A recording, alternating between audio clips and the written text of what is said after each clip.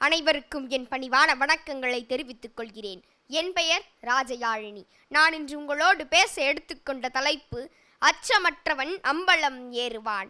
அச்சமற்றவன் அம்பலம் ஏறுவான் என்பதை நாம் கிராமப்புறங்களில் கேட்டிருப்போம். அதாவது இங்கே உங்களுக்காக ஒரு எடுத்துக்காட்டு ஒன்று சொல்கிறேன். வழக்கறிஞராக வேண்டும் என்று நினைத்த ஒருவர் வெளிநாட்டில் சென்று படித்து முடித்தவுடன் தனது முதல் வழக்கை வாதாடுவதற்காக வருகிறார்.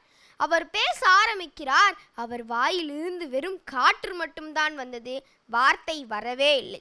அவர் வெளியே வந்தவுடன் தனது கட்சிக்காரரிடம் மன்னிப்பு கேட்டுவிட்டு இந்த தொழிலே எனக்கு வேண்டாம் என்று சென்று விடுகிறார். பல ஆண்டுகளுக்கு பிறகு மீண்டும் மீண்டும் பயிற்சியும் முயற்சியும் செய்து ஒரு மேடையில் சென்று பேசுகிறார். மொத்த இந்திய தேசமும் அவர் பேச்சை கேட்கிறது. அவர்தான் நமக்கு அகிம்சை வழியில் போராட வேண்டும் என்று கற்றுக் கொடுத்த மகாத்மா காந்தி அவர்கள். இங்கு மகாத்மா காந்தி அச்சமற்றவராய் மாறுகிறார், அம்பலம் ஏறுகிறார். இன்னொரு எடுத்துக்காட்டையும் உங்களுக்கு நான் சொல்ல விரும்புகிறேன். டெமோஸ்தனிஸ் என்ற ஒரு மிகப்பெரிய பேச்சாளர். அவருக்கு திக்குவாய் பிரச்சனை இருந்ததால் மக்கள் அவர் பேச்சை கேட்பதற்கு தயாராக இல்லை. எப்பொழுதும் மக்கள் சொல்வார்கள், கூட்டத்தை கலைக்க வேண்டுமா, டெமோஸ்தனிஸ்தானை அழையுங்கள் என்று சொல்வார்கள். இது டெமோஸ்தனிஸ்தானுக்கு பிடிக்கவில்லை. எனக்கு இந்த வாழ்க்கையே வேண்டாம் என்று கடற்கரைக்கு செல்கிறார்.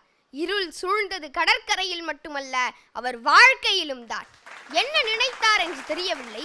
கீழே இருக்கும் கூழாங்கல்லை எடுத்து தன் வாய்களில் போட்டுக்கொண்டு பேச முயற்சி செய்கிறார்.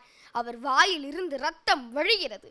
தினமும் இதே பயிற்சியை அவர் செய்து கொண்டே இருக்கிறார். அங்கு சென்றவர்கள் எல்லோரும், இவர் இப்பெல்லாம் கூழாங்கல்லை எடுத்து வாயில போட்டு பேசினா பேச்சு வந்துருமா என்று கேலி செய்தனர். ஆனால் அதை அவர் கண்டு கொள்ளவில்லை. அவர் மீண்டும் மீண்டும் பேச பயிற்சி செய்து கொண்டே இருக்கிறார். ஒரு நாள் ஒரு மேடைக்கு சென்று பேச ஆரம்பிக்கிறார். அரங்கமே அமைதியானது. அவர் பேசி முடித்தவுடன், எந்த கூட்டம் கூட்டத்தை கலைக்க வேண்டுமா, டெமோஸ்தனிஸ்தானை அழையுங்கள் என்று சொன்னதோ அதே கூட்டம்தான் அன்று கூட்டத்தை கூட்ட வேண்டுமா, டெமோஸ்தனிஸ்தானை அழையுங்கள் என்று சொன்னது. பேச்சாளர்கள் போராளிகளாகவும் போராளிகள் பேச்சாளர்களாகவும் திகழ்கிறார்கள். எனவே என் உரையை நல்ல பேச்சாளர்களுக்கு சமர்ப்பித்து விடைபெறுகிறேன். நன்றி, வணக்கம்.